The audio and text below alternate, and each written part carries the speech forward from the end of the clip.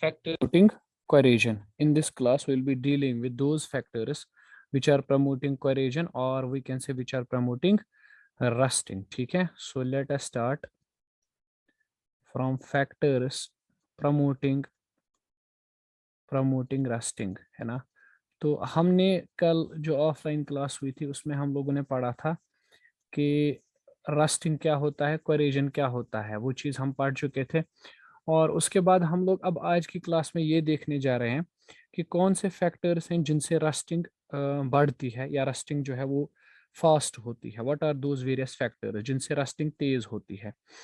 तो इसमें जो पहला फैक्टर आप लोग याद रखोगे that is reactivity of a metal. Reactivity of a metal, किसी भी मेटल की रिएक्टिविटी सबसे पहले फर्स्ट फैक्टर और यू कैन से factor number one, that is reactivity of a metal. Reactivity of a metal. Reactivity of a metal. Reactivity of metal. सुनो जरा बेटा, क्या होता है कि अगर कोई मेटल ज्यादा रिएक्टिव है, मान लो उसकी जो रिएक्टिविटी है वो बहुत ज्यादा है, यानी वो रिएक्टिविटी सीरीज में हाई हाई पे है, ऊपर है रिएक्टिविटी सीरीज में, तो क्या होता है कि वो जल्दी रस्ट हो जाती है, उसकी रस्टिंग बहुत क्विक होती है।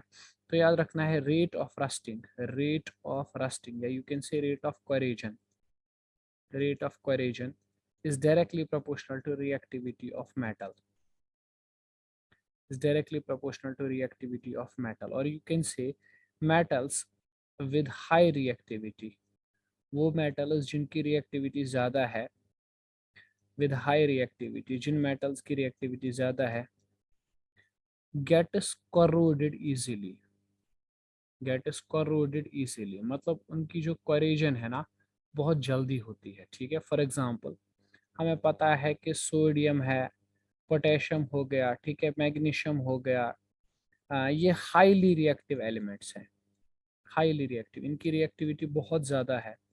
सो देयरफॉर इनमें जो कोरेजन होता है ना बहुत जल्दी हो जाता है। ठीक है, while as elements like silver, we have gold, है ना, silver is Ag, gold is Au। ठीक, ये लीस्ट रिएक्टिव एलिमेंट्स हैं, इनकी रिएक्टिविटी जो है ना के बराबर है, इनकी रिएक्टिविटी ऑलमोस्ट जीरो के बराबर होती है। ठीक, सो इनमें होती है जो हाईली रिएक्टिव एलिमेंट्स हैं, इनमें फास्ट कोरेजन होती है, बहुत जल्दी कोरेजन होती है। और ये जो गोल्ड और सिल्वर है इनमें बहुत स्लो, या आप कह सकते हो देयर इज नो कोरेजन। ठीक है, बहुत ही स्लो कोरेजन होता है, ना के बराबर। सो किसी भी एलिमेंट में कितनी जल्दी, किसी भी मेटल में कितनी जल्दी जो है कोरेजन आएगा वो डिपेंड करता है किस चीज़ पे, उसकी रिएक्टिविटी पे। दूसरी which is called as presence of impurity. This is another factor but it's important, presence of impurity. Presence of impurity किसको बोलते हैं बेटा? देखो, जो मेटल इम्प्योर होता है ना उसी में जल्दी कोरिजन होती है। ठीक है, ये याद रखना है, impure metals corrode corrode quickly. Impure metals जो होते हैं उनमें कोरिजन जल्दी होती है। ठीक, याद रखना प्योर मेटल्स जो होते हैं ना, प्योर मेटल्स, जो प्योर मेटल्स होते हैं जिनमें कोई मिलावट नहीं होती है, pure metals do not corrode at all. Pure metals corrode करते ही नहीं है। ठीक है, मान लो अगर आप आयरन लोगे ना, प्योर आयरन, प्योर आयरन कभी भी कोरोड नहीं करता है इजीली। ठीक है कि नहीं? तो जिन एलिमेंट्स में, जिन मेटल्स में इम्प्योरिटी आ जाती है वो जल्दी कोरोड कर जाते हैं। ठीक, तीसरी बात, थर्ड इंपॉर्टेंट चीज, हमने पढ़ा है कि content of oxygen and moisture, oxygen and moisture, ये तो हमें पता है कि जितना ज्यादा ऑक्सीजन और जितना ज्यादा मॉइस्चर होगा उतनी ही जल्दी कोरेजन होगी। कोरेजन सबसे फास्ट होती है उन जगह पे जहाँ पे मॉइस्चर बहुत ज्यादा है, जहाँ पे मॉइस्चर ज्यादा होता है उन जगह पर कोरेजन जल्दी हो जाता है। Fourth factor which is important and that is called as stream, that's called as stream. So इस चीज को याद रखना कि corrosion of iron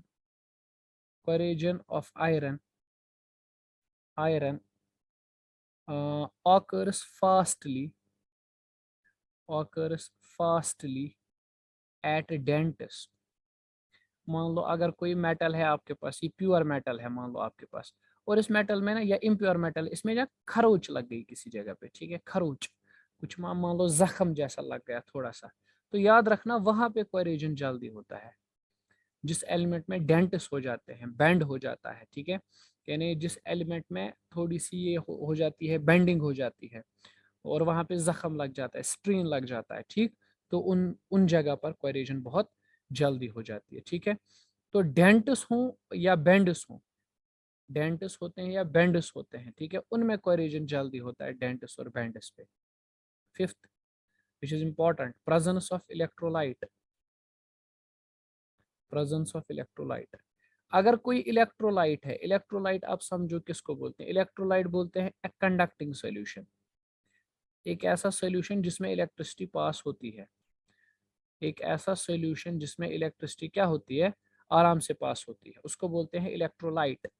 for example salt ले लो आप, और साथ में रखो वाटर, तो ये एक इलेक्ट्रोलाइट बन गया, ठीक है, क्योंकि सॉल्ट और वाटर मतलब नमकीन पानी, उसमें से इजीली इलेक्ट्रिसिटी कंडक्ट हो सकती है, ठीक।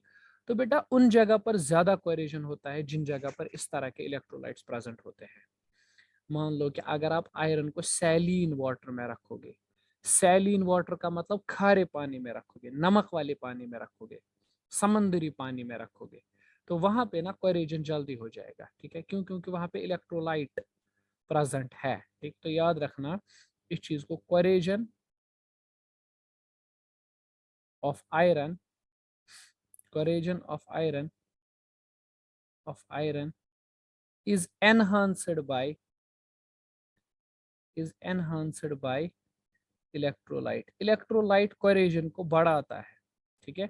फॉर एग्जांपल मैं कह दूं सैलिन वाटर, सैलिन वाटर खारा पानी जो होता है ना, इसमें नमक मिला हुआ होता है, उस पानी में जल्दी जल्दी कोरिजन होता है, ठीक है, वहां पे कोरिजन रेट बहुत ज्यादा है, कोरिजन बहुत ही जल्दी हो जाती है, ठीक है ना। सो इस चीज को आप थोड़ा जहन में रखेंगे कि किस तरह से क्या चीजें बनती है, किस तरह से क्या चीज होती है, that's important, basically this is what I am trying to convey you, है ना। सो इस चीज को थोड़ा आप इंपॉर्टेंटली याद रखोगे,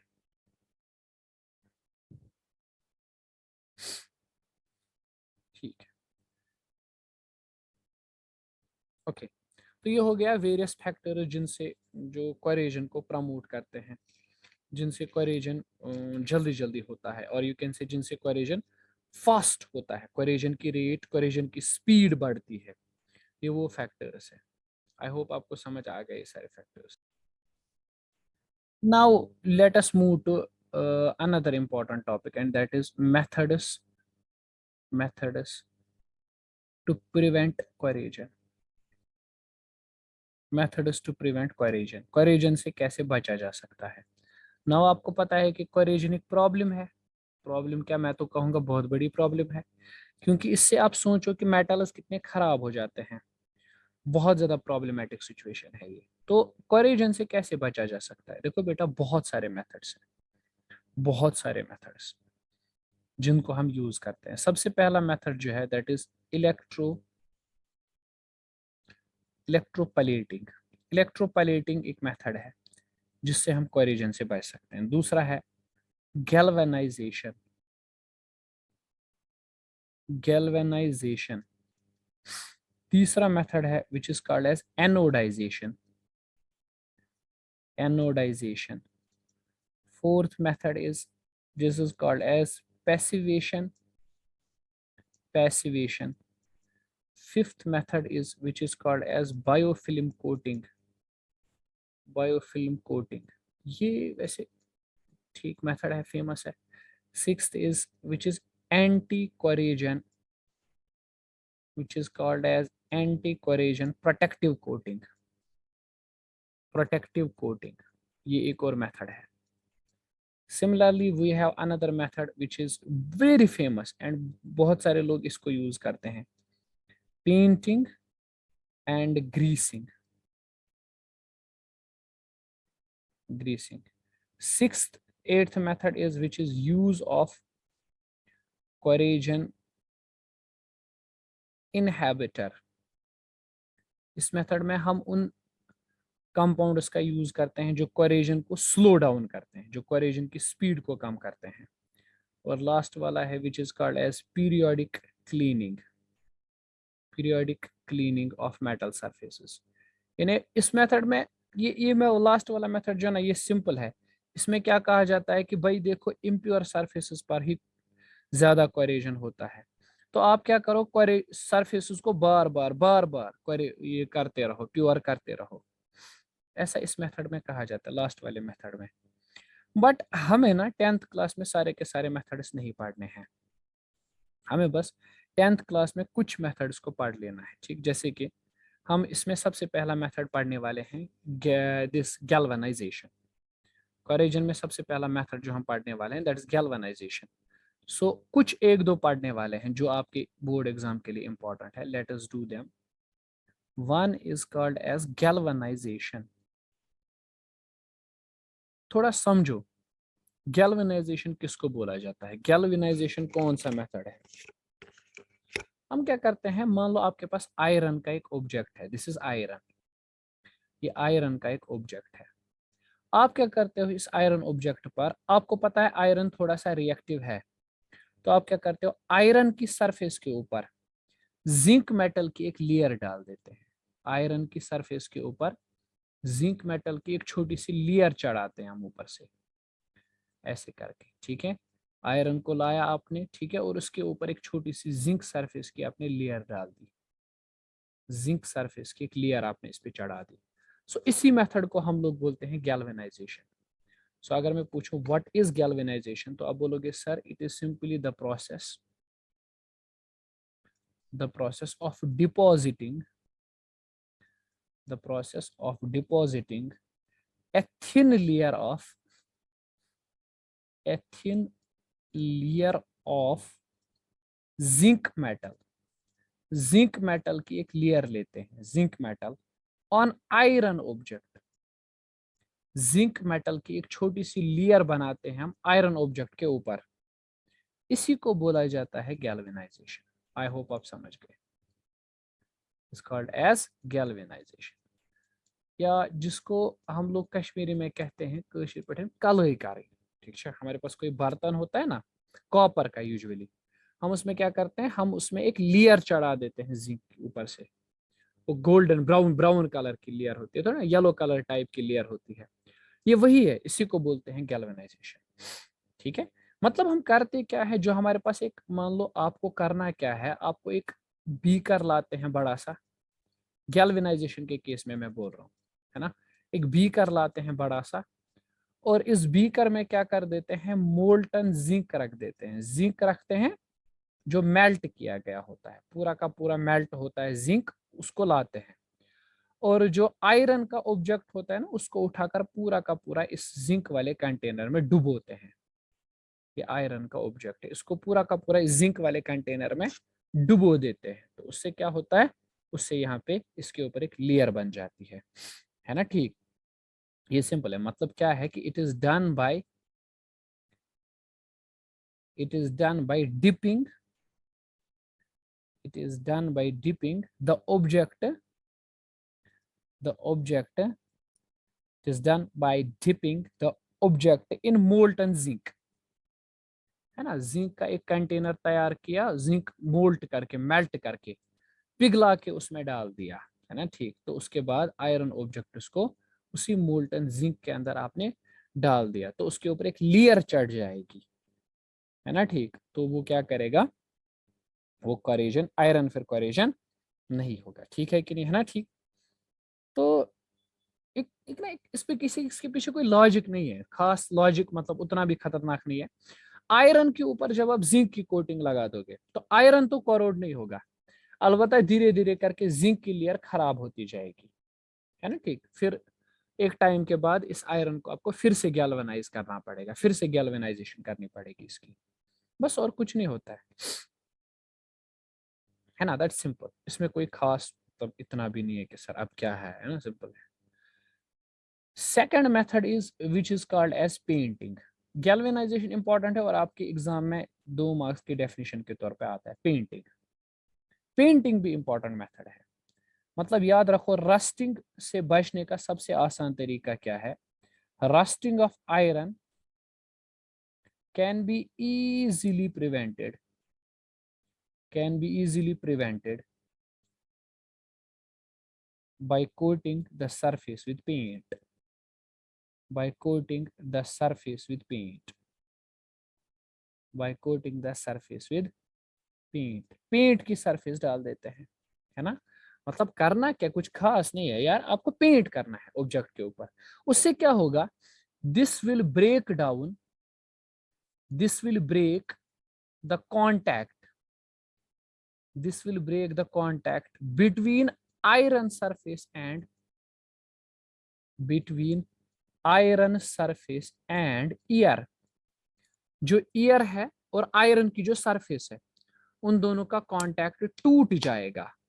जब उन दोनों का कांटेक्ट नहीं हो पाएगा तो कोरेजन कैसे होगा? कोरेजन होगा ही नहीं, है ना? Next method third is which is called as greasing,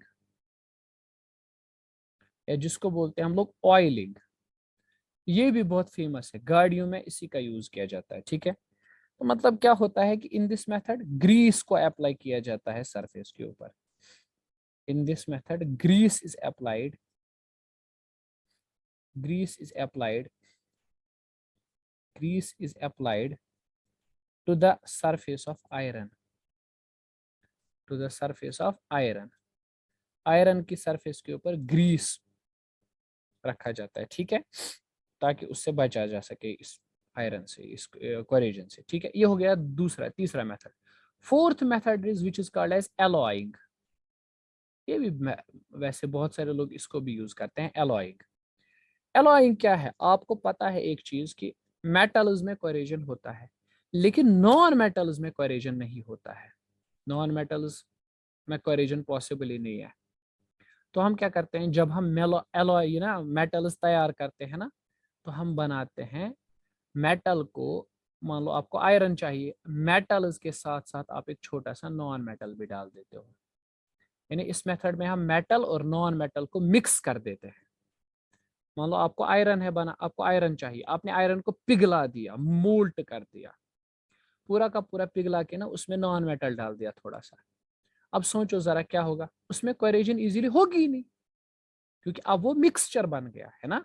basically एक टर्म है which is called as alloy. Alloy का मतलब क्या है? एलॉय का मतलब है मिक्सचर ऑफ एलिमेंट्स। अब बहुत सारे एलिमेंट्स को मिला देते हो, मिक्सचर ऑफ एलिमेंट्स इन विच, जिनमें से एक होता है metal, in which at least one is metal, है ना? मतलब मैं बताता हूँ, सुनो, क्या आपको क्या करना है, आपके पास जो आयरन मेटल है ना, आयरन, उसको किसी और नॉन मेटल के साथ मिला देना है। मैं बताता हूँ, आयरन है ना आपके पास, ये आपको पता है कि इसमें कोरेजन जल्दी होता है, तो आप इसको पिघला के ना इसके साथ क्रोमियम डाल दो।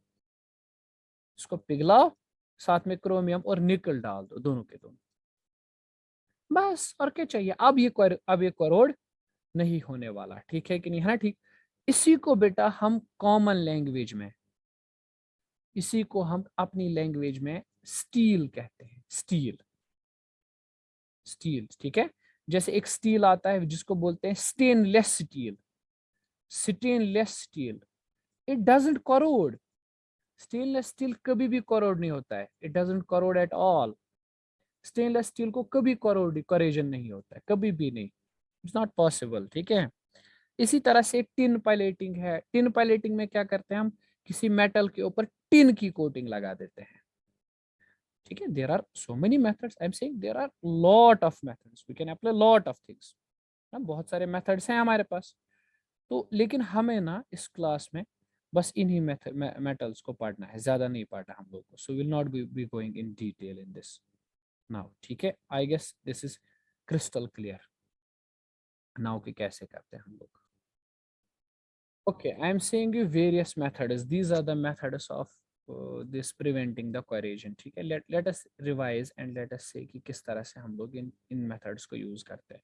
जैसे ये ना जिंक की एक बॉटल है, दिस इज ए जिंक, ये जिंक की एक बॉटल है, और साथ में ये जो रखा हुआ है ना यहाँ पे, ये मेटल है।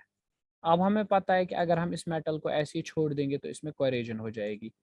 तो हम क्या करते हैं, जिंक की बोतल लेके ना इस पे स्प्रे मारते हैं, जिंक का स्प्रे मार देते हैं। तो जब हम इसके ऊपर जिंक का स्प्रे करेंगे ना, देखो यहाँ पे स्प्रे हो चुका है, अब ये मेटल इजीली कोरेड नहीं करेगा। Now this will not corrode easily, तो अब इसमें कोरेजन नहीं होगी। दिस इज गैल्वेनाइजेशन, है ना। Okay, let's look at another method. This, इससे तो सभी लोग फेमस है। This is what we call as painting. ये तो पेंटिंग है, कलर कर देना, ठीक। इससे भी होता है corrosion prevent. This is something, okay, you can identify this method. This is basically greasing, या जिसको हम ऑयलिंग कहेंगे। अब देखो इसमें क्या होता है, ये ग्रीस यहाँ पे रखा है, ठीक है।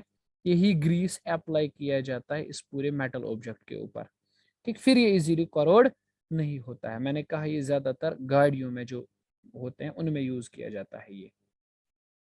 then this is something which is special, okay, you can use this, see what is basically happening here। यहाँ पे देखो, इसमें इस टैप को ना, इसको टिन कोटिंग की गई है, मतलब टिन मेटल की एक कोट लगाई गई है ऊपर से, है ना। ये तो बना है ये आयरन से ही, लेकिन इसमें एक कोटिंग लगाई गई है टिन मेटल की। Tin is a metal, tin is basically a metal, उसी की कोटिंग लगाई गई है।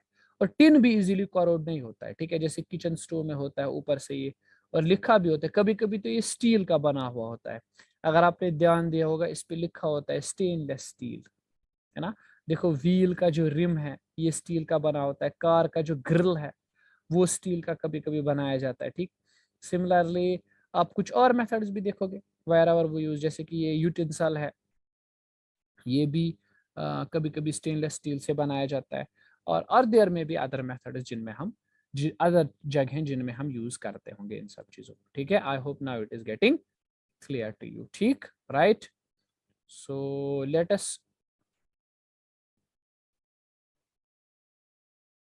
so in today's class we'll be discussing about new topic, so that is rancidity basically। so let us start from here, we'll be discussing rancidity। नव एक छोटा सा topic है रेंसिडिटी। रेंसिडिटी किसको कहते हैं? बेसिकली रेंसिडिटी जो है, पहली बात तो इसके मुतलिक आप याद रख लो, it is also a sort of redox reaction. Rancidity भी एक तरह का रिडॉक्स रिएक्शन ही माना जाता है। तो है क्या ये रेंसिडिटी? हम कहते हैं basically rancidity is simply a process, it is simply a process in which complete or incomplete oxidation of fats and oils takes place, है ना। पहले तो ध्यान से समझेंगे आप रेंसिडिटी की डेफिनेशन क्या है। Let me right, it is a process, it is a process, एक ऐसा प्रोसेस होता है इन विच, जिसमें क्या होता है, कंप्लीट, इन विच कंप्लीट और incomplete, in which complete or incomplete oxidation, or you can say hydrolysis, hydrolysis of fats or oils, fats or oils takes place।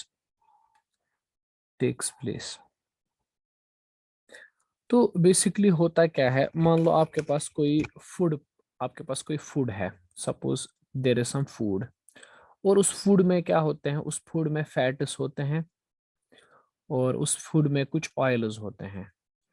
तो क्या होता है कि जब हम इसको ऑक्सीजन में रखते हैं, मतलब एयर में रखते हैं इस फूड को, एंड टेम्परेचर भी अच्छा खासा होता है, हॉट टेम्परेचर होता है, गर्मी रहती है, तो उस केस में क्या हो जाता है, ये जो ऑयल्स और फैट्स है ना, ऑयल्स और फैट्स जो होते हैं, इनकी हो जाती है ऑक्सीडेशन, इनकी हो जाती है ऑक्सीडेशन, और यू कैन से इनकी होती है हाइड्रोलिसिस, इनकी होती है हाइड्रोलिसिस। मतलब ये कि अगर आपके पास फूड है, मान लो कोई फूड है आपके पास, और आपने उसको एयर में रखा, ऐसे रख दिया हवा में, और अच्छी खासी गर्मी पड़ रही थी, जबरदस्त गर्मी पड़ रही थी, तो उस केस में क्या होता है कि आपका जो पूरा फूड है ना, उसमें जितने भी ऑयल्स, जितने भी फैट्स प्रेजेंट हैं, वो सारे ऑयल्स या फैट्स जो है उनमें ऑक्सीडेशन रिएक्शन हो जाती है, और पूरा का पूरा जो फूड है ना वो खराब हो जाता है। ये याद रखना। सो हम इस तरह से कहते हैं this happens when food substance this happens when food substance is exposed to, ये तब होता है फूड के साथ, when food is exposed to air, light और moisture, resulting into the resulting into the foul smell of food, foul smell and odor of food। इससे क्या होता है कि हमारा जो पूरा का पूरा खाना है ना, उससे फूड का स्मेल और टेस्ट खराब हो जाता है। मतलब पूरा का पूरा फूड जो है वो खराब हो जाता है। मान लो आपने किसी जगह पे ना कुछ पका लिया किसी बीकर में, तो जैसे आपने उसको पका लिया, उसके बाद देन यू पुट इट, आपने इसको रख दिया हवा में। तो रखने के बाद क्या हुआ कि जो उसमें ऑक्सीजन मॉलिक्यूल, जो उसमें ऑयल इज प्रेजेंट थे, या जो उसमें फैट प्रेजेंट था, उनकी हो गई ऑक्सीडेशन, और आपका पूरा का पूरा फूड जो है ना वो खराब हो गया। पूरा फूड खराब हो गया है ना, जिसको हम अपनी लैंग्वेज में कहते हैं कि इस वना सुन फेरियोमुत, फ्यूरमुत, ना कुछ वनान सुन फ्यूरमुत, विच मीन्स दैट कि इसके अंदर जो टेस्ट था वो खत्म हो चुका है, और एक बहुत ही फिजूल काइंड का टेस्ट अब हो चुका है इसमें, है ना। तो मतलब मैंने कहा सिंपल में इतना ही कि जब आप हॉट टेम्परेचर में, ठीक है, फूड को रखते हो या मॉइस्चर में फूड को रखते हो, तो वो पूरा का पूरा खराब हो जाता है वो फूड, है ना। ठीक। और यहाँ पर जो प्रोडक्ट्स बनते हैं ना, मान लो आपके पास ऑयल था या फैट था, है ना, अब उसकी क्या हो गई ऑक्सीडेशन। ऑयल या फैट जो भी था उसकी हो गई ऑक्सीडेशन, और ऑक्सीडेशन की वजह से वहां पे एक प्रोडक्ट बन गया, है ना। अब ये जो प्रोडक्ट्स होते हैं ना, दे आर वोलाटाइल। वोलाटाइल का मतलब आप जानते हो, वोलाटाइल का मतलब ये है कि ये वेपराइज हो जाते हैं, ठीक। तो ये चीज याद रखोगे। तो प्रोडक्ट इज फॉर्मड, जो भी चीजें यहाँ पर बनती है जब फूड खराब हो जाता है, जो भी कंपाउंड बनता है, as the result of rancidity, rancidity की वजह से जो भी नए कंपाउंड्स बनते हैं, ठीक है, और वोलाटाइल, वो क्या होते हैं, वोलाटाइल होते हैं। वोलाटाइल होने का मतलब दैट इज वो वेपराइज हो जाते हैं, उनकी वेपराइजेशन होती है, that is they vaporise at room temperature, वो रूम टेम्परेचर पर वेपराइज हो जाते हैं। और उस वजह से क्या होता है, उस फूड में से थोड़ी सी वो बदबू जैसे आने लगती है। हम कहते हैं कि ये फूड पूरा खराब हो चुका है, इसमें से थोड़ी सी वो बदबू आने लगती है। ये चीज आप हमेशा याद रखना। So now the question arises कि सर ठीक है, आप कहना चाहते हैं कि फूड में जो ऑयल या फैट मॉलिक्यूल्स प्रेजेंट होते हैं उनकी होती है ऑक्सीडेशन, और उस वजह से पूरा का पूरा फूड जो है वो खराब हो जाता है। हाँ, तो कोई तो मेथड होगा, कोई तो तरीका होगा जिससे हम अपने फूड को बचा सकते हैं ऐसा होने से, ऑक्सीडेशन ना हो या रेंसिडिटी ना हो उस फूड में। ऐसा कोई मेथड है क्या? हाँ, देयर आर वेरियस मेथड्स जिनसे हम रेंसिडिटी को खत्म कर सकते हैं। Methods of preventing the rancidity, preventing the rancidity मतलब बहुत सारे तरीके हैं जिनसे हम रेंसिडिटी को खत्म कर सकते हैं, मतलब रेंसिडिटी को जीरो कर सकते हैं। मतलब इस तरह का अरेंजमेंट बना सकते हैं कि रेंसिडिटी नहीं होगी, फिर इस तरह से कर सकते हैं हम लोग। तो क्या वो तरीके हैं? सबसे पहला मेथड जो है ना, याद रखो, by adding antioxidants, by adding antioxidants. मैं समझाता हूँ एक एक करके सारे मेथड्स, रुको। दूसरा मेथड है वैक्यूम पैकिंग, वैक्यूम पैकिंग, ये दूसरा मेथड है जिससे हम रेंसिडिटी नहीं होने देंगे फूड को। तीसरा है रिप्लेसमेंट ऑफ या replacing year by nitrogen,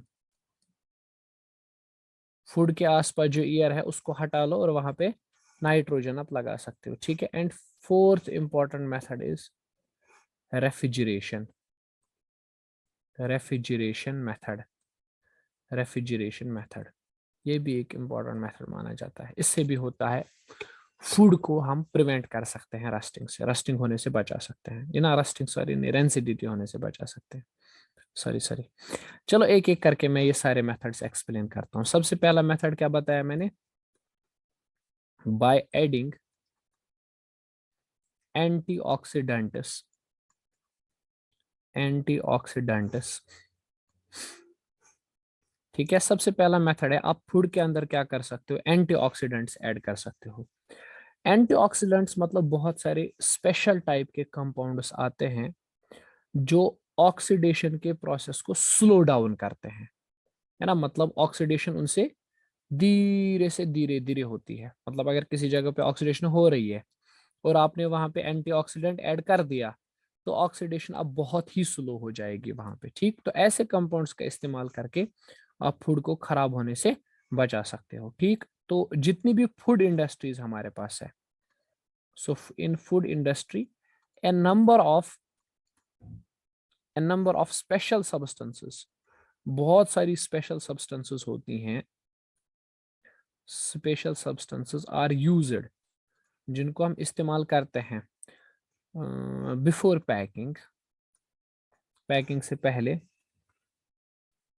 which slow down the process of oxidation, जिसकी वजह से ऑक्सीडेशन का प्रोसेस स्लो डाउन हो जाता है, which slow down the process of oxidation. मतलब ऑक्सीडेशन का प्रोसेस स्लो हो जाता है इससे, फिर फूड में जल्दी ऑक्सीडेशन नहीं हो पाती है और उस वजह से क्या होता है, फूड खराब होने से बच जाता है, ठीक। उन्हीं सब्सटेंसेस को क्या कहा जाता है, सच सब्सटेंसेस आर कॉल्ड एज, उन सब्सटेंसेस को कहा जाता है एंटीऑक्सीडेंट्स, उनको कहते हैं एंटीऑक्सीडेंट्स, है ना।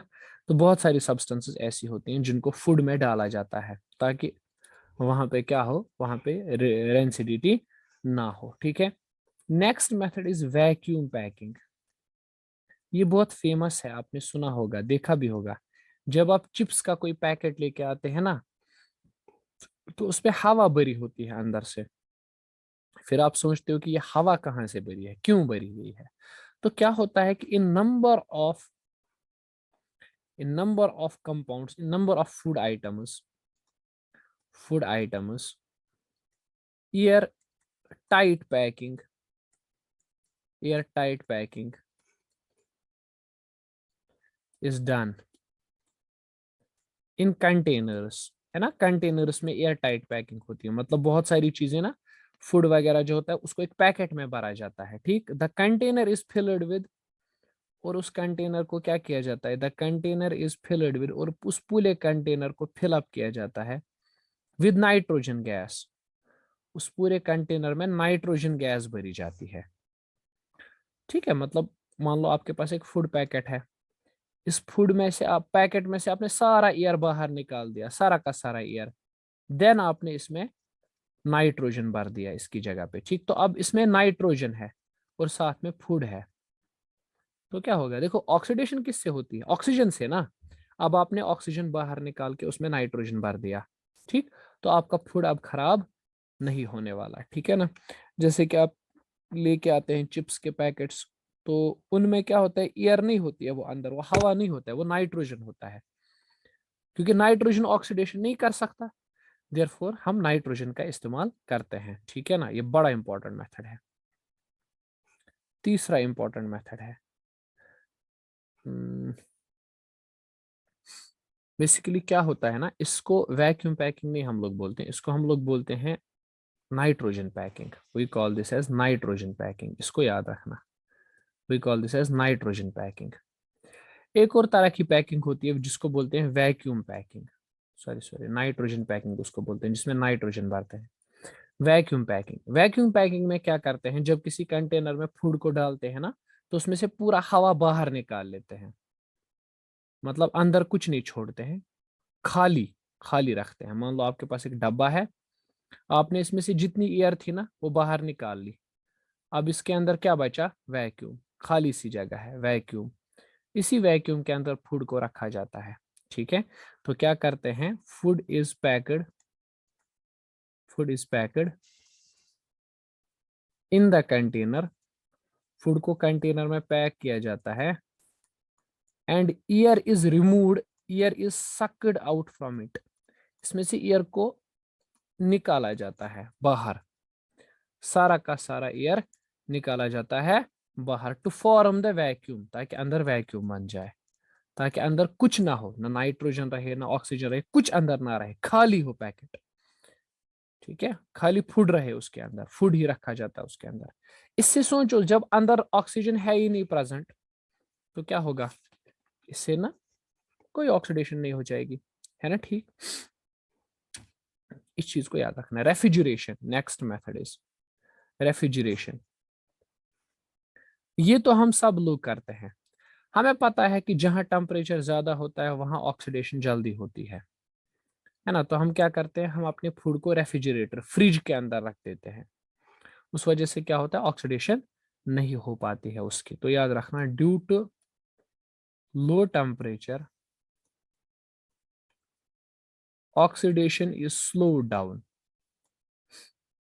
ऑक्सीडेशन इज स्लो डाउन, क्या होता है, ऑक्सीडेशन स्लोड डाउन हो जाती है, स्लो डाउन हो जाती है। ठीक है, which prevent is the food from rancidity, जिसकी वजह से फिर रेंसिडिटी नहीं हो पाती, which prevent food from rancidity,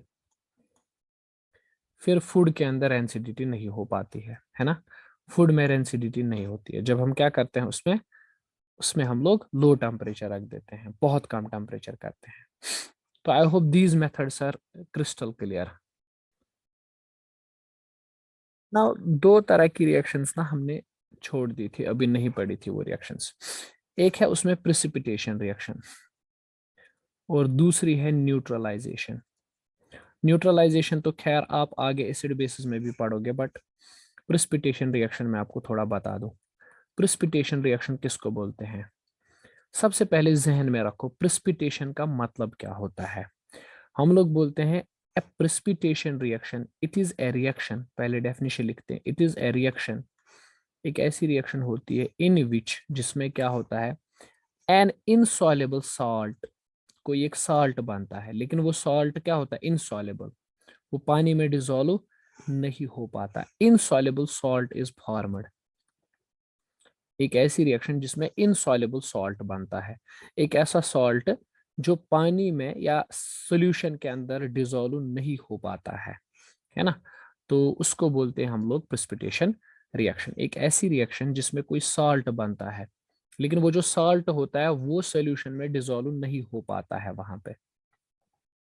आपको याद रखना है कि कब होती है precipitation reaction, it is formed by combination of by combination of two solutions. It is formed by combination of two solutions that contain soluble salts, that contain soluble salts, जिनमें soluble salts होते हैं। मैं इस चीज को अच्छे से समझाता हूँ।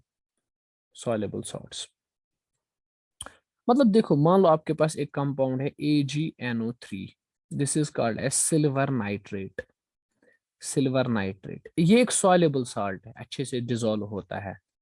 और मेरे पास है NaCl, NaCl को तो आप जानते हो, सोडियम क्लोराइड, ये भी बहुत अच्छे से पानी में डिसॉल्व होता है।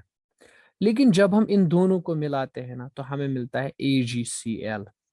AgCl जो है ना, ये जो है, ये सॉलिड है, AgCl इज अ सॉलिड, और ये अनसॉल्युबल होता है, इनसॉल्युबल होता है, ये नहीं होता है डिसॉल्व, ये इनसॉल्युबल होता है, ये बिल्कुल भी डिसॉल्व नहीं होता है सॉल्यूशन के अंदर। ठीक है, तो हम इसी को बोलते हैं प्रेसिपिटेट, है ना। सो प्रेसिपिटेट क्या है, वो कंपाउंड जब हम दो सॉल्युबल सॉल्ट को मिक्स करते हैं, तो वहां पे हमें एक ऐसा कंपाउंड मिलता है जो डिसॉल्व नहीं हो पाता है वाटर के अंदर, जो डिसॉल्व नहीं हो पाता है सॉल्यूशन के अंदर, तो हम उसको बोलते हैं कि ये हमारा प्रेसिपिटेट है। इसको बोलते हैं सिल्वर क्लोराइड, AgCl है ना, सिल्वर क्लोराइड। एंड NaNO3 इसको बोलेंगे सोडियम नाइट्रेट, NaNO3 को बोलेंगे सोडियम नाइट्रेट। सिमिलरली हमारे पास होगा BaCl2, it's called as barium chloride,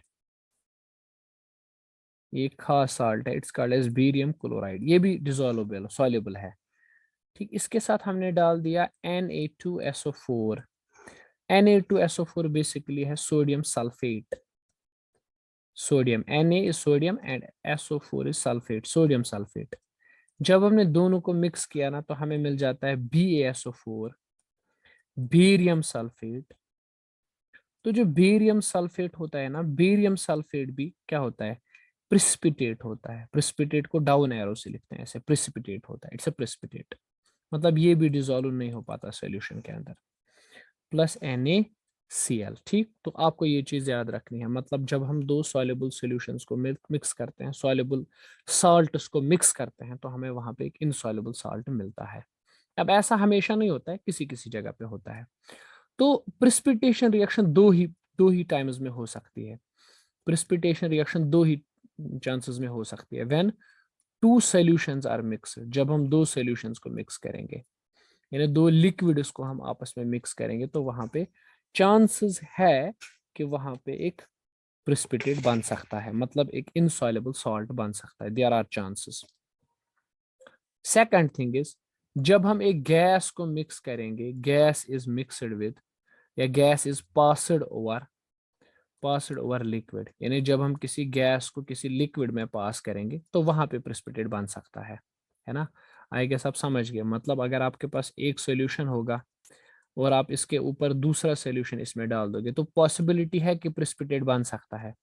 दूसरी पॉसिबिलिटी क्या है कि आपके पास एक लिक्विड है और आपने उस लिक्विड में एक गैस डाल दिया, तो पॉसिबिलिटी है कि वहां पे प्रेसिपिटेट बन सकता है। This is possibility, just giving you some possible things. मैं सिर्फ पॉसिबिलिटी बता रहा हूँ क्या क्या हो सकता है ना। मैं नहीं कह रहा हूँ कि ऐसा ही होगा, ठीक है, हो सकता है ऐसा हो जाए, एक सॉल्ट बन जाए, ठीक है।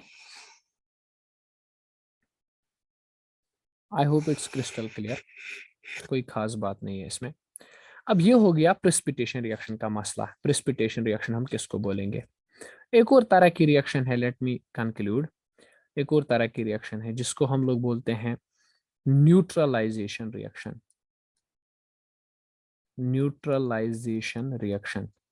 तो न्यूट्रलाइजेशन रिएक्शन किसको बोलेंगे हम लोग। न्यूट्रलाइजेशन रिएक्शन, ए रिएक्शन, एक ऐसी रिएक्शन जिसमें एक साल्ट और एक बेस आपस में रिएक्शन करते हैं।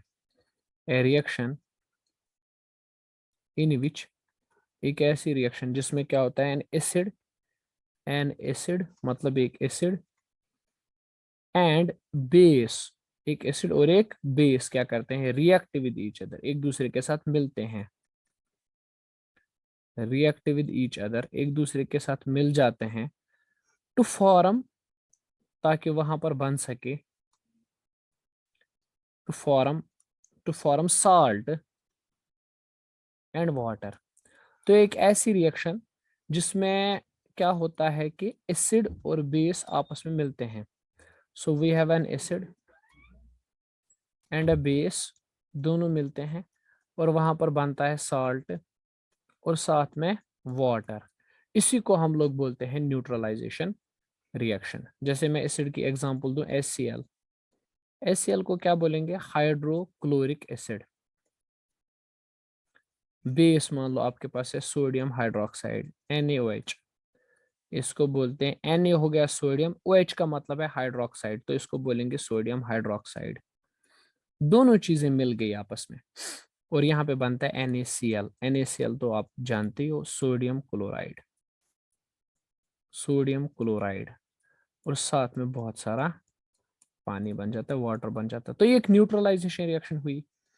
Similarly H2SO4, H2SO4 is nothing but sulphuric acid, इसमें साथ में मिल गया KOH, KOH is potassium hydroxide, KOH का मतलब है पोटेशियम हाइड्रोक्साइड, दोनों मिल गए, यहाँ पे बनता है K2SO4, potassium sulphate. K2SO4 means potassium sulphate, ये साल्ट है, और साथ में वाटर, H2O, है ना।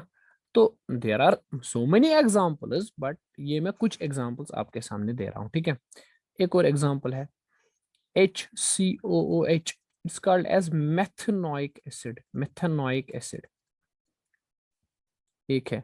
साथ में आपने डाल दिया NaOH, NaOH is nothing but it is sodium hydroxide, sodium hydroxide, दोनों मिल गए और यहाँ पे बन गया HCONA, sodium methanoate, it's a salt, एक साल्ट है, सोडियम मिथनॉइट, और साथ में H2O water.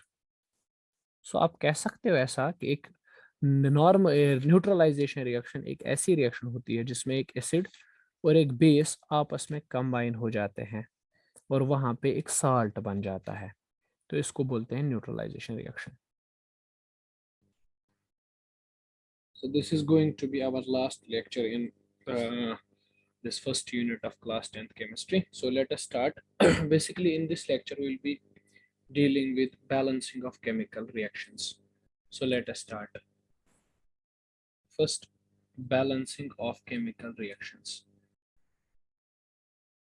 Balancing of chemical reactions. And one more thing, I will be just uploading the lecture notice of this whole chapter, है ना, in the description of this video, ठीक, so you may get it from there अगर आपको चाहिए तो इसकी class note सारे के सारे नोट्स। चलो बैलेंसिंग ऑफ केमिकल रिएक्शन पहले समझते हैं। देखो बेटा, केमिकल रिएक्शंस ना दो तरह की होती हैं, बहुत अच्छे से समझो। केमिकल रिएक्शंस ना दो तरह की हो सकती हैं। पहले होती हैं वो chemical reactions which are totally balanced, जो केमिकल रिएक्शंस बैलेंस्ड होती हैं, balanced chemical reactions, balanced chemical reactions मैं समझाता हूँ। और दूसरे टाइप की रिएक्शंस होती हैं जो बैलेंस्ड नहीं होती हैं, उनको बोलते हैं unbalanced chemical reactions, unbalanced chemical reactions, और you can name them as, या इनका दूसरा नाम भी रखा जाता है स्किल्टन रिएक्शंस, स्किल्टन रिएक्शंस, ठीक है। तो वो केमिकल रिएक्शंस जो बिल्कुल भी बैलेंस्ड नहीं है। पहले तो इस चीज को समझना बड़ा इंपॉर्टेंट बन जाता है कि ये बैलेंसिंग का मतलब क्या होता है। What do we mean by balancing? Balancing कौन सी चीज होती है? देखो, a reaction is said to be balanced, याद रखो, a reaction is said to be balanced. हम कहते हैं कि एक रिएक्शन बैलेंस्ड है। कब हम कहते हैं एक रिएक्शन बैलेंस्ड है? व्हेन, पहला point, number of atoms of different species, number of atoms of different species are same in reactants and products, in reactants and products। पहले क्या होता है कि अगर जितने एटम्स, जितने टाइप के एटम्स, जितने एटम्स रिएक्टेंट साइड पे हैं उतने ही एटम्स प्रोडक्ट साइड पर भी होने चाहिए। से फॉर एग्जांपल, अगर रिएक्टेंट वाले साइड पे 10 हाइड्रोजन एटम्स हैं तो प्रोडक्ट वाले साइड पर भी 10 हाइड्रोजन एटम्स होने चाहिए। अगर रिएक्टेंट वाले साइड पे 4 ऑक्सीजन एटम्स हैं तो प्रोडक्ट वाले साइड पर भी 4 ऑक्सीजन एटम्स होने चाहिए। अब ऐसा नहीं है कि मान लो रिएक्टेंट साइड पे 10 नाइट्रोजन के एटम हैं और प्रोडक्ट साइड पे मान लो 5 ही नाइट्रोजन के एटम हैं। ऐसा नहीं होना चाहिए। मतलब जितने एटम्स रिएक्टेंट साइड पे होने चाहिए, same number of atoms product side पर भी होने चाहिए। ठीक, दूसरा, जो मास होना चाहिए, मास ऑफ रिएक्टेंट्स, रिएक्टेंट्स का जो मास होना चाहिए must be equal to, must be equal to, must be equal to mass of products. Reactants का टोटल मास होना चाहिए प्रोडक्ट्स के टोटल मास के बराबर। अब ये पॉइंट कोई नई बात नहीं है, it is simply conservation of मास। ये सिंपल में कंजर्वेशन ऑफ मास है, जिसके बारे में आप बात करते हो, कंजर्वेशन ऑफ मास। मैं अभी ना loosely, I am talking loosely about this thing, conservation of mass.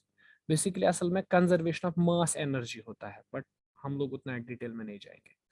Conservation of मास तो होता क्या है कि रिएक्टेंट साइड पे जितने भी एटम्स प्रेजेंट होने चाहिए उतने ही एटम्स प्रोडक्ट साइड पर भी प्रेजेंट होने चाहिए। पहली बात तो ये।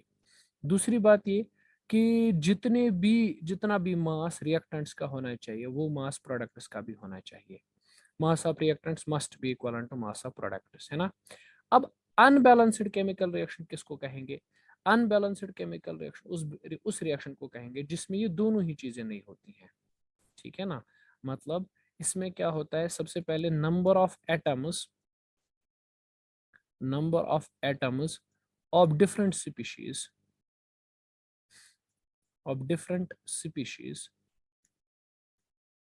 Are different on reactant and product side. यानी रिएक्टेंट साइड पर अलग अलग तरह के एटम्स होते हैं, अलग अलग नंबर ऑफ एटम्स होते हैं, और प्रोडक्ट साइड पर अलग एटम्स होते हैं, है ना। मतलब आप देखोगे, अगर आप काउंट करोगे ना रिएक्टेंट साइड वाले एटम्स, आप देखोगे वो प्रोडक्ट साइड वाले एटम्स के बराबर नहीं मिलेंगे आपको, ठीक है। दूसरी बात होगा ये कि मास ऑफ रिएक्टेंट्स का जो टोटल मास है ना, इज नॉट इक्वल टू, इनमें होता है वो इक्वल नहीं होता है, is not equal to mass of products, है ना। रिएक्टेंट्स का मास और प्रोडक्ट्स का मास जो है वो बराबर नहीं होना चाहिए, नहीं होता है यहाँ पे, है ना। तो मतलब हम कह सकते हैं कि जो अनबैलेंस्ड रिएक्शंस है ना, they are violating the conservation of mass. वो कंजर्वेशन ऑफ मास को सही तरीके से फॉलो नहीं कर रहे हैं, ठीक है। They are violating the conservation of mass. होना क्या चाहिए, रिएक्टेंट्स का मास और प्रोडक्ट्स का मास बराबर होना चाहिए, बट रिएक्टेंट्स का मास और प्रोडक्ट्स का मास बराबर नहीं है। इसका मतलब ये है कि जो अनबैलेंस्ड केमिकल रिएक्शंस हैं उनमें कंजर्वेशन ऑफ मास की वायलेशन हो रही है, उनमें कंजर्वेशन ऑफ मास फॉलो नहीं हो रहा है। सो इसीलिए हम अनबैलेंस्ड रिएक्शन को बैलेंस करने की कोशिश करेंगे, अनबैलेंस्ड रिएक्शन को बैलेंस करेंगे, है ना। सो अगर कोई पूछे बताओ किसी भी रिएक्शन को बैलेंस करना क्यों जरूरी है, आप उसको बोलोगे देखो यार, अगर हम उसको बैलेंस नहीं करेंगे ना, तो रिएक्टेंट का मास और प्रोडक्ट का मास बराबर नहीं आएगा, यानी कंजर्वेशन ऑफ मास की वायलेशन हो जाएगी, कंजर्वेशन ऑफ मास सही से फॉलो नहीं होगा। तो कंजर्वेशन ऑफ मास को वायलेट होने से बचाने के लिए, कंजर्वेशन ऑफ मास वायलेट ना हो, इस चीज को करने के लिए हम क्या करते हैं, हम रिएक्शन को बैलेंस कर देते हैं, ठीक है। सो पहले ना इस पॉइंट को नोट कर लेते हैं। सो याद रखना, या चलो मैं ऐसे लिखता हूँ, नीड फॉर बैलेंसिंग। हम क्यों किसी रिएक्शन को बैलेंस करेंगे, need for balancing A reaction, हम क्यों किसी रिएक्शन को बैलेंस करेंगे, रीजन क्या है। इसमें रीजन आप अच्छे से समझो, ये 2 मार्क्स का क्वेश्चन आता है आपको, ठीक है। तो आप इस तरह से लिखोगे, the reactions unbalanced which are unbalanced are clearly violating the conservation of mass, are violating the conservation of mass. So in order to remove this violation problem, in order to remove this violation problem, a reaction must be balanced, a reaction must be balanced, ठीक है। अब आप क्या चाहते हो कि reaction conservation of मास को violet ना करे, तो आप जाकर उस रिएक्शन को बैलेंस करते हो। दिस इज इंपॉर्टेंट ना, you have to balance a chemical reaction ताकि वो कंजर्वेशन ऑफ मास को वायलेट ना करे, दैट्स इंपॉर्टेंट। चलो ना इस पूरी कहानी को एक हम लोग रिएक्शन की मदद से समझते हैं। से फॉर एग्जांपल मेरे पास ये हाइड्रोजन गैस है और इसके साथ मैंने मिलाया ऑक्सीजन गैस, तो सबको पता है कि यहाँ से बनेगा वाटर लिक्विड स्टेट में। बड़े ध्यान से समझो, ये दोनों चीजें जो है ना, ये रिएक्टेंट्स हैं, है ना। और इस साइड पे ये जो है H2 ये प्रोडक्ट है, दिस इज प्रोडक्ट, उस साइड पे रिएक्टेंट एंड दिस साइड पे प्रोडक्ट। जरा चेक करते हैं रिएक्टेंट्स के बारे में। यहाँ पे हाइड्रोजन है, पहले हाइड्रोजन एटम्स आपको देखने को मिलेंगे और आपको ऑक्सीजन एटम्स देखने को मिलेंगे।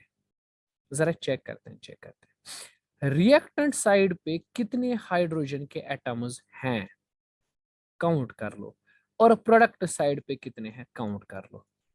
रिएक्टेंट साइड पे हाइड्रोजन के दो एटम्स हैं, ये H2 लिखा हुआ है मतलब दो एटम्स हैं हाइड्रोजन के। प्रोडक्ट साइड पे H2 है मतलब दो एटम्स हैं। चलो भाई शानदार है, रिएक्टेंट साइड पे और प्रोडक्ट साइड पे हाइड्रोजन एटम्स बराबर हैं। ऑक्सीजन एटम्स कितने हैं रिएक्टेंट साइड पे? दो। लेकिन प्रोडक्ट साइड पे कितने ऑक्सीजन हैं? एक ही है, ऑक्सीजन का एक ही एटम है प्रोडक्ट साइड पे। तो ऑक्सीजन के एटम्स तो दोनों साइड पे बराबर नहीं है, तो प्रॉब्लम तो ये है ना। चलो इसी तरह से मास का भी चेक कर लो, मास भी चेक कर लो, हाइड्रोजन देख लो और मास भी चेक कर लो। चलो देखते हैं रिएक्टेंट्स के साइड पे, देखते हैं रिएक्टेंट्स के साइड पे मास देखते हैं। देखो रिएक्टेंट्स कौन कौन है, एक तो है H2 और दूसरा है O2 रिएक्टेंट्स ना। एक हाइड्रोजन का मास कितना होता है बेटा? 1 ग्राम। एक हाइड्रोजन का मास होता है 1 ग्राम। और हमारे पास कितने हाइड्रोजन हैं? ये दो। तो कितना मास होगा? 2 × 1। एक ऑक्सीजन एटम का मास होता है नियरली 16। एक ऑक्सीजन एटम का मास होता है 16 ग्राम, एक का। दो है ना हमारे पास, तो इसका कितना होगा?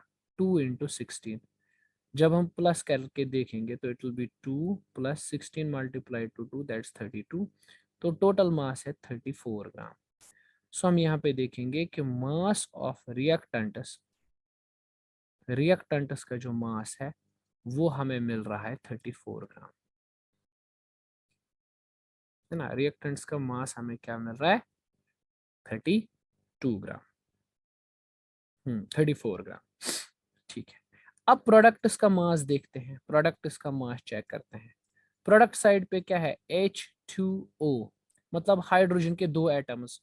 एक हाइड्रोजन का होता है 1 ग्राम और अपने पास दो एटम्स हैं हाइड्रोजन के, तो 2 × 1 प्लस एक ऑक्सीजन एटम का होता है 16। मतलब बेटा जरा सोच लो ये कितना हुआ, इट विल बी 2 ग्राम + 16 ग्राम। तो सर ये हो गया 18 ग्राम, है ना।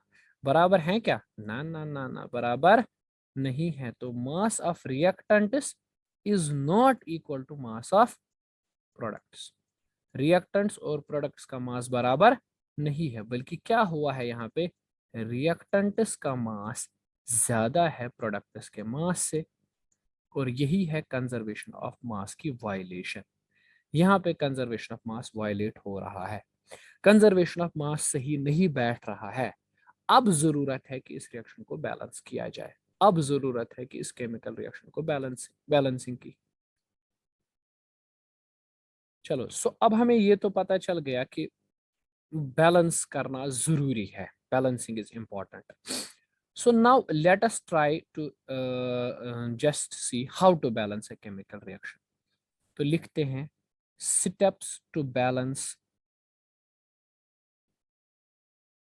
ए केमिकल रिएक्शन। चलो देखते हैं किसी भी केमिकल रिएक्शन को बैलेंस कैसे किया जाता है, कौन कौन सा स्टेप है किसी भी केमिकल रिएक्शन को बैलेंस करने का। पहले याद रखो, पहले step number 1, first step, to write word equation. To write word equation, मैं समझाता हूं, आराम से समझो। To write word equation. दूसरी बात, टू राइट द सिकेल्टल या जिसको बोलते हैं अनबैलेंस्ड केमिकल इक्वेशन। ठीक, आराम से लिखो इन स्टेप्स को, मैं इनको एक्सप्लेन करूंगा एग्जांपल से। तीसरी बात, to enclose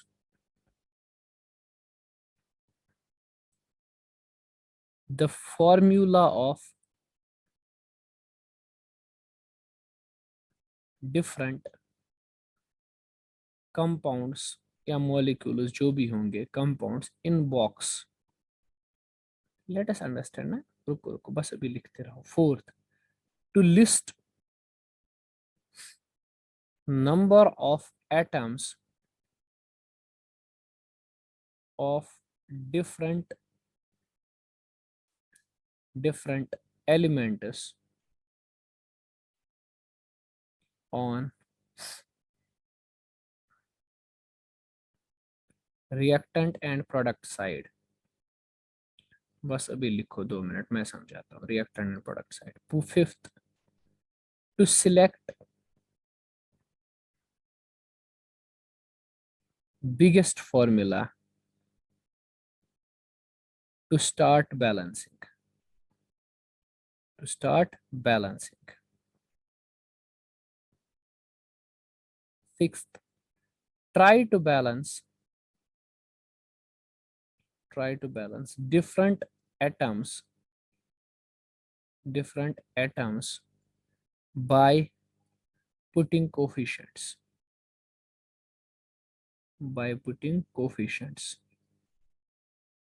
before them.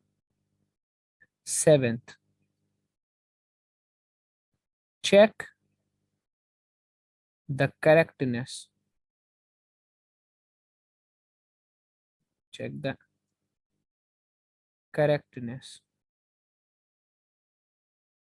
of equation.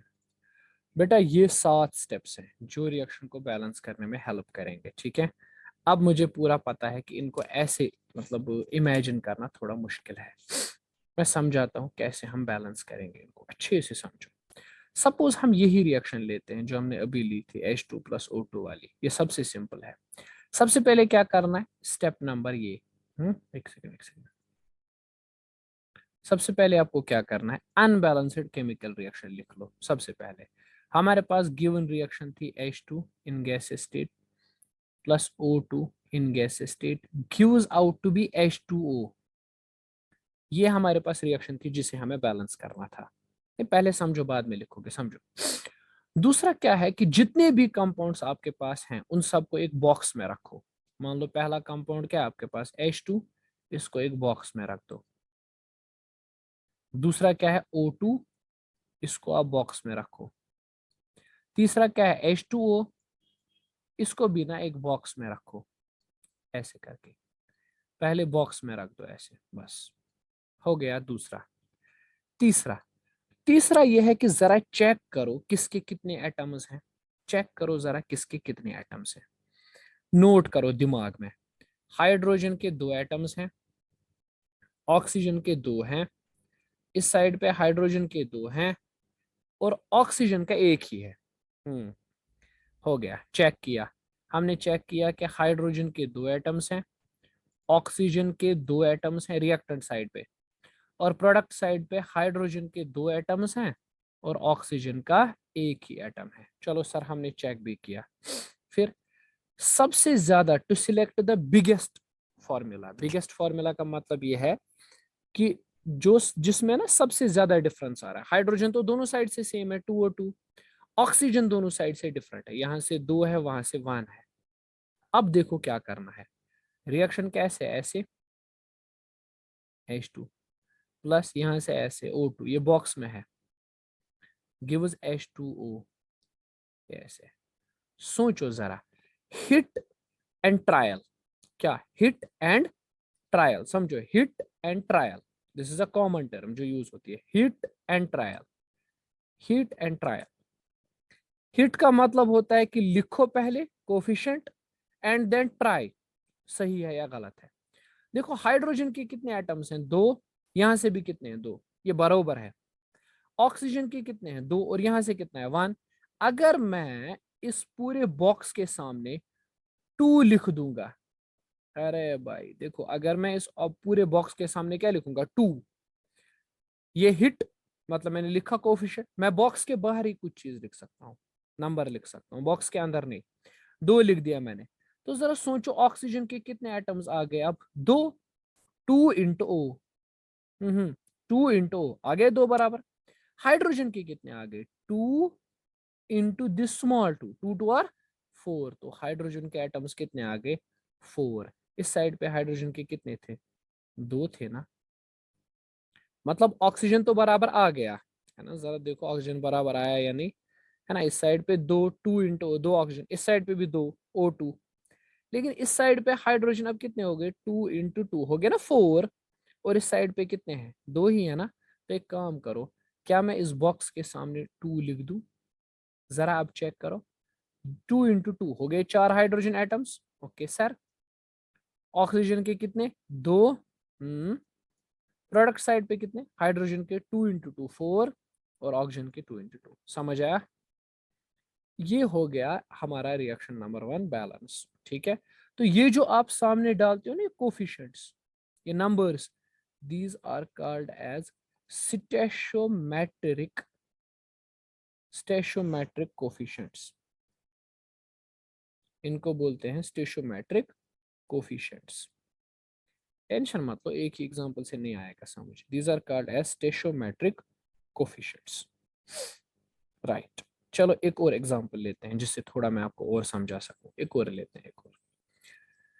चलो भाई, मान लो मेरे पास ये वाली रिएक्शन है। मेरे पास है H2 + I2 गिव्स HI। जरा देखो कैसे बैलेंस करेंगे, थोड़ा सा दिमाग लगाओ। क्या करेंगे, सबसे पहले रिएक्शन को वापस लिखते हैं। H2 + I2 क्या बन गया बेटा, HI। पहली बात, बॉक्स में डाल दो, इसको भी बॉक्स में डाल दो, इसको भी बॉक्स में डाल दो, इसको भी बॉक्स में डाल दो। ठीक, फिर काउंट करो कि इसके कितने एटम्स हैं। हाइड्रोजन के इस साइड पे 2 एटम्स हैं और आयोडीन यानी आई के 2 एटम्स हैं। इस साइड पे हाइड्रोजन का 1 एटम है, आयोडीन का 1 एटम है। तो रिएक्टेंट साइड पे हाइड्रोजन 2, आयोडीन 2, और प्रोडक्ट साइड पे हाइड्रोजन 1, आयोडीन 1। क्या किया जाए, क्या किया जाए, क्या किया जाए? अगर ऐसा करेंगे, सोचो, अगर ऐसा करेंगे, है ना, ऐसा करेंगे हम लोग, हम इस HI के सामने, जो HI लिखा हुआ है ना, इसके सामने 2 लिख दें तो, जरा 2 लिख देते हैं, बताओ क्या बनेगा। हाइड्रोजन के इस साइड पे कितने, 2, आयोडीन की कितने, 2। जरा देखो हाइड्रोजन की कितने, 2 × H, हाइड्रोजन के भी 2, आयोडीन के कितने, 2 × I, मतलब आयोडीन के भी 2, है ना, सिंपल। ठीक, ये हो गई बैलेंस की केमिकल रिएक्शन। एक और लेते हैं, टेंशन मत लो, थोड़ा सा आ जाएगा समझ क्या चल रहा है। बस अभी चलते रहो, रुको रुको, अभी रुक जाओ, है ना। Magnesium + O2 gives MgO। मैं सिंपल एग्जांपल्स ले रहा हूँ, चलो कैसे करेंगे।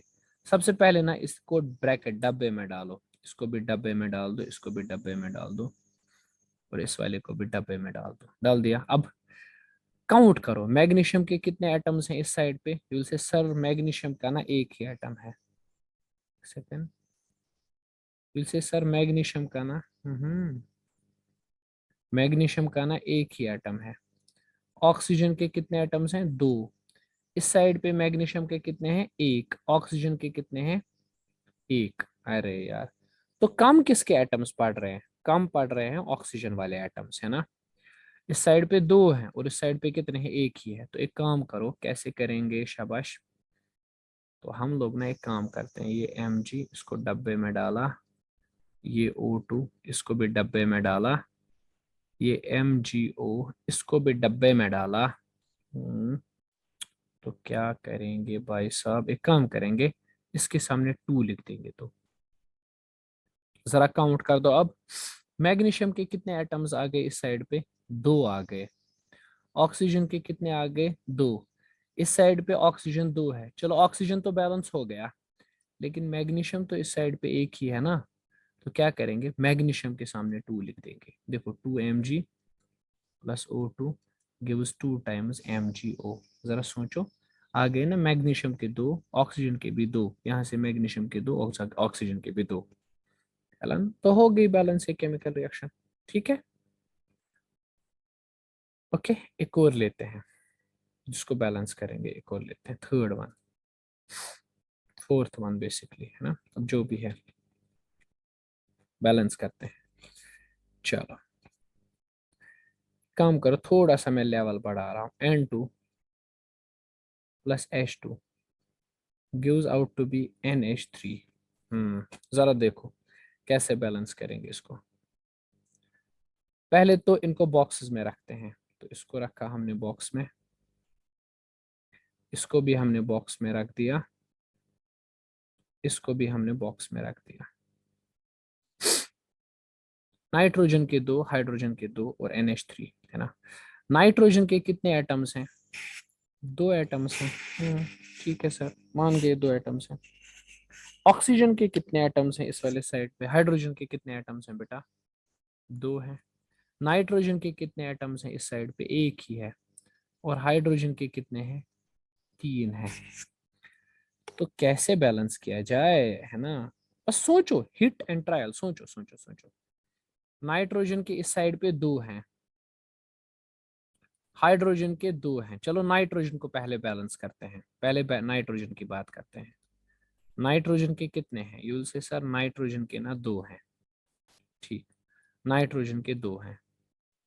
तो एक काम करते हैं, नाइट्रोजन के दो हैं, इस साइड पे नाइट्रोजन एक ही है, सामने लिखते हैं टू। सामने लिखते हैं टू। जरा देखो क्या हुआ इससे। अब फिर से देखो क्या हुआ। नाइट्रोजन के कितने आ गए? दो। हाइड्रोजन के कितने? 2 × 3, हाइड्रोजन के आ गए 6। नाइट्रोजन के इस साइड पे कितने? नाइट्रोजन के दो। और हाइड्रोजन के कितने इस साइड पे? दो। यहाँ तो गड़बड़ हो गई। हाइड्रोजन तो हमने, नाइट्रोजन तो ठीक कर दिया, लेकिन हाइड्रोजन गड़बड़ा गया।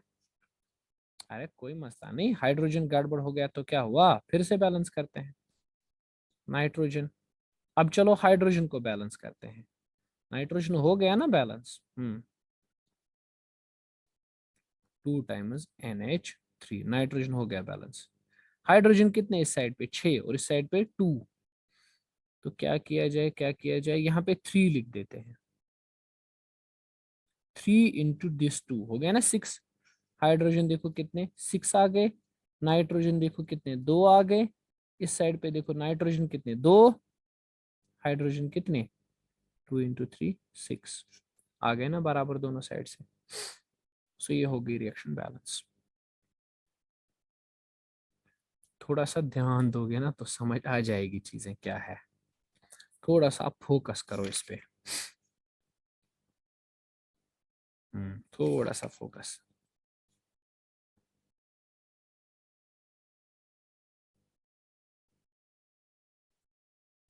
हम्म, चलो चलो, ठीक ठीक ठीक ठीक। ठीक है, चलो भाई एक और एग्जांपल लेते हैं।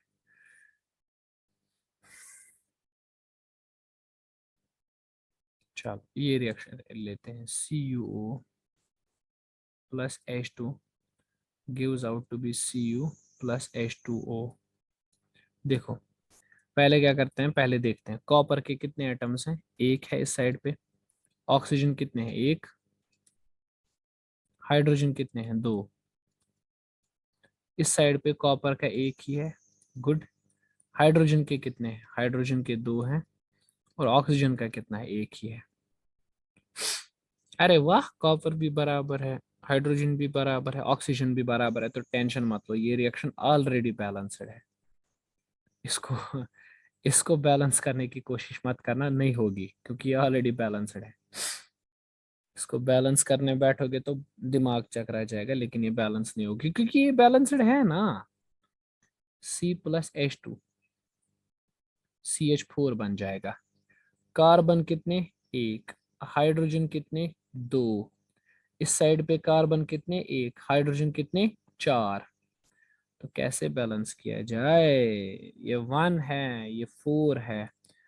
हाइड्रोजन को बैलेंस करते हैं। हाइड्रोजन, कॉपर, कार्बन तो बराबर है, हाइड्रोजन दो है, इस साइड पे चार है। एक काम क्यों ना, एक काम किया जाए, इस साइड पे हाइड्रोजन के सामने 2 लिखा जाए। 2 2 हो गया ना 4। इस साइड पे CH4 बराबर आ गए।